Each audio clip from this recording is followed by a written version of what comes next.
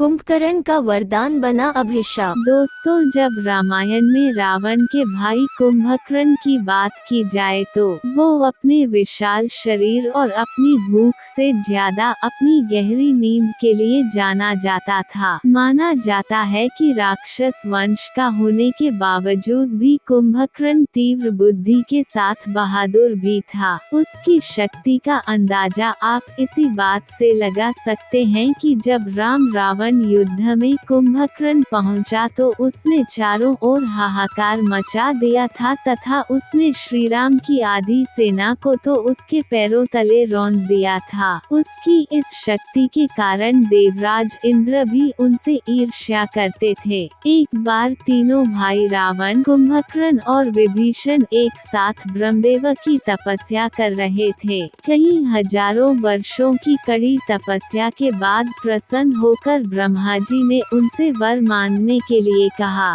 वहीं दूसरी ओर इंद्र को भय था कि कुंभकर्ण वरदान में कहीं स्वर्ग का सिंहासन न मांग लें। इस बात से भयभीत होकर इंद्र ने मां सरस्वती से कुंभकर्ण के वरदान के बारे में अपनी चिंता व्यक्त की। तब मां सरस्वती कुंभकर्ण की जीभ पर स्वयं सूक्ष्म रूप धरकर बैठ गई, जिससे कुंभकर्ण के मुख से इंद्रासन की जगह निंद्रासन निकल गया। इससे पहले कि कुंभकर्ण को अपनी गलती का एहसास होता, ब्रह्मा जी तथास्तु बोल चुके थे। रावण सब कुछ समझ गया था। उसने ब्रह्मा जी से उनके दिए हुए वरदान को वापस लेने के लिए कहा। तब ब्रह्मा जी ने एक शर्त के साथ उस वरदान को वापस लिया कि कुंभकर्ण 6 माह सोएगा और 6 माह तक जागता रहेगा। इस बात को रावण ने मान लिया। कहा जाता है कि जब